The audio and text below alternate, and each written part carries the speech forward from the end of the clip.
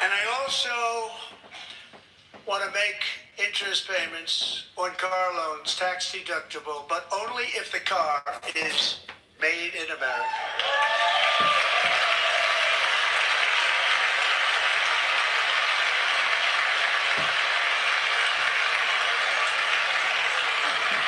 And by the way, we're going to have growth in the auto industry like nobody's ever seen. Plants are opening up all over the place. Deals are being made. Never seen. That's a combination of the election win and tariffs. It's a beautiful word, isn't it? That, along with our other policies, will allow our auto industry to absolutely boom. It's going to boom. Spoke to the majors today, all three, the top people, and they're so excited. In fact, already numerous car companies have announced that they will be building massive automobile plants in America, with Honda just announcing a new plant in Indiana, one of the largest anywhere in the world.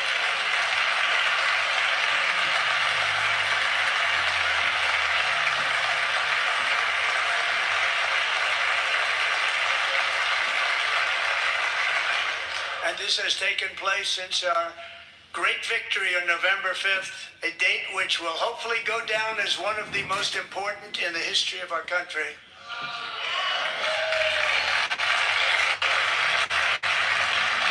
In addition, as part of our tax cuts, we want to cut taxes on domestic production and all manufacturing. And just as we did before, we will provide 100% expensing. It will be retroactive to January 20th, 2025. And it was one of the main reasons why our tax cuts were so successful in our first term, giving us the most successful economy in the history of our country. First term. We had a great first term.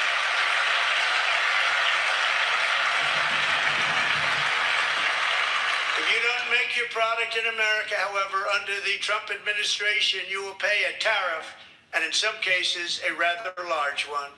Other countries have used tariffs against us for decades, and now it's our turn to start using them against those other countries. On average, the European Union, China, Brazil, India, Mexico, and Canada, have you heard of them? And countless other nations charge us tremendously higher tariffs than we charge them. It's very unfair. India charges us auto tariffs higher than 100%. China's average tariff on our products is twice what we charge them. And South Korea's average tariff is 4 times higher. Think of that, 4 times higher. And we give so much help militarily and in so many other ways to South Korea, but that's what happens. This is happening by friend and foe. This system is not fair to the United States. It never was. And so on April 2nd, I wanted to make it April 1st, but I didn't want to be accused of April Fool's Day. That's not, just one day was cost us a lot of money. But we're going to do it in April. I'm a very superstitious person. April 2nd, reciprocal tariffs kick in. And whatever they tariff us, other countries, we will tariff them. That's reciprocal, back and forth. Whatever they tax us, we will tax them. If they do non-monetary tariffs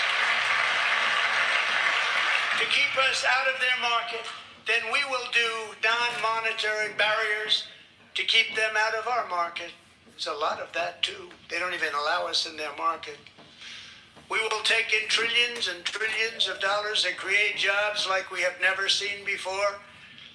I did it with China and I did it with others, and the Biden administration couldn't do anything about it because there was so much money they couldn't do anything about it.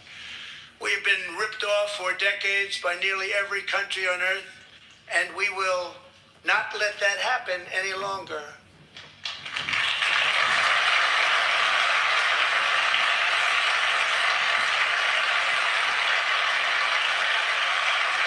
Much has been said over the last 3 months about Mexico and Canada, but we have very large deficits with both of them. But even more importantly, they've allowed fentanyl to come into our country at levels never seen before, killing hundreds of thousands of our citizens and many very young, beautiful people, destroying families. Nobody's ever seen anything like it. They are, in effect, receiving subsidies of hundreds of billions of dollars. We pay subsidies to Canada and to Mexico of hundreds of billions of dollars, and the United States will not be doing that any longer. We're not going to do it any longer.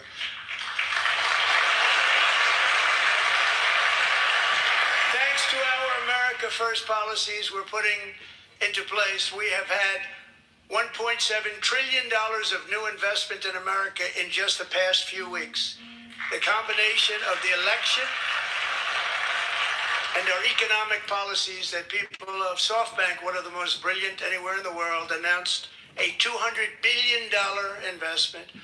OpenAI and Oracle, Larry Ellison, announced $500 billion investment, which they wouldn't have done if Kamala had won. Apple announced $500 billion investment. Tim Cook called me. He said, I cannot spend it fast enough. It's going to be much higher than that, I believe. They'll be building their plants here instead of in China. And just yesterday, Taiwan Semiconductor, the biggest in the world, most powerful in the world, has a tremendous amount, 97% of the market, announced a $165 billion investment to build the most powerful chips on earth right here in the USA.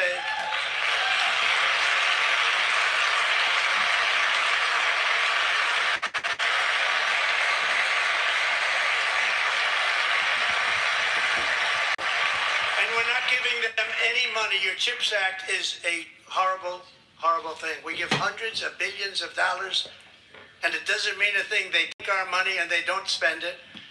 All that meant to them, we're giving them no money. All that was important to them was they didn't want to pay the tariffs, so they came and they're building, and many other companies are coming. We don't have to give them money. We just want to protect our businesses and our people. And they will come because they won't have to pay tariffs if they build in America. So it's very amazing. You should get rid of the CHIP Act, and whatever's left over, Mr. Speaker, you should use it to reduce debt or any other reason you want to.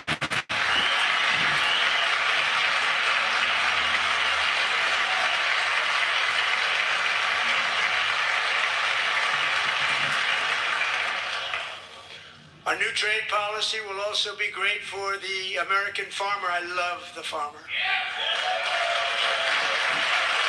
We will now be selling into our home market, the USA, because nobody is going to be able to compete with you.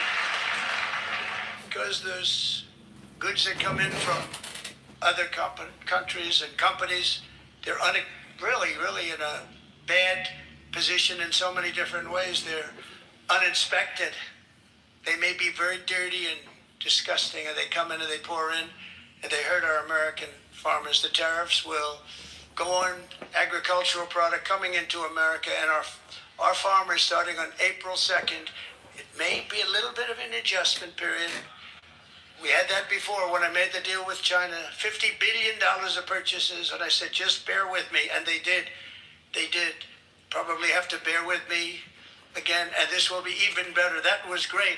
The problem with it was that Biden didn't enforce it. He didn't enforce it. $50 billion of purchases, and we were doing great, but Biden did not enforce it, and it hurt our farmers. But our farmers are going to have a field day right now. So to our farmers, have a lot of fun. I love you too. Have fun, grow, and get to work!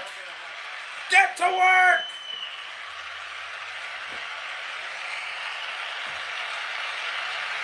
Great for Monsanto stock. It's a 25% tariff on foreign aluminum, copper, lumber, and steel, because if we don't have, as an example, steel and lots of other things, we don't have a military, and frankly we just won't have a country very long.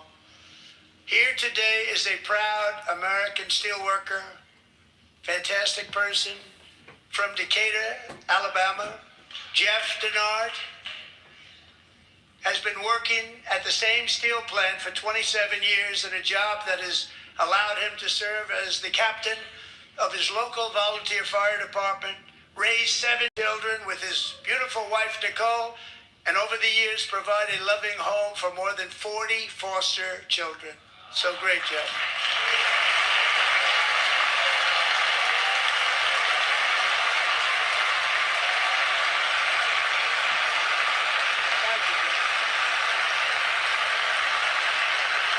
you, Jeff.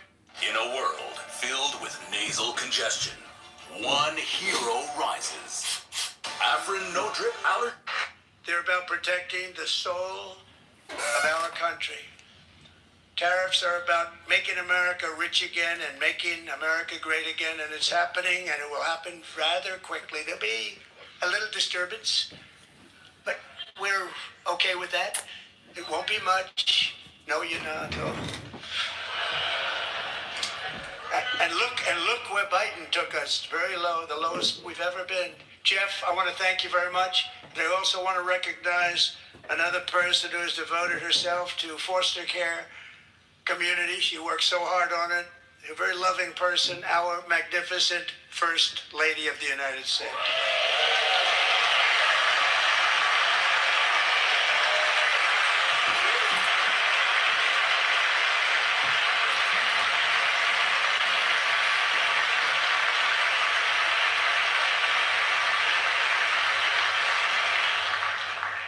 Melania's work has yielded incredible results, helping prepare our nation's future leaders as they enter the workforce. Our First Lady is joined by two impressive young women, very impressive. Haley Ferguson, who benefited from the First Lady's Fostering the Future initiative and is poised to complete her education and become a teacher. And Elliston Berry, who became a victim of an illicit deepfake image produced by a peer. With Elliston's help, the Senate just passed the Take It Down Act, and this is so important. Thank you very much, John. John, too. But what if it was just a screenshot?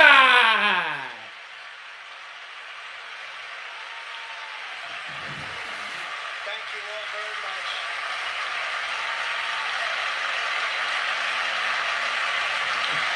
Thank you. And thank you to John.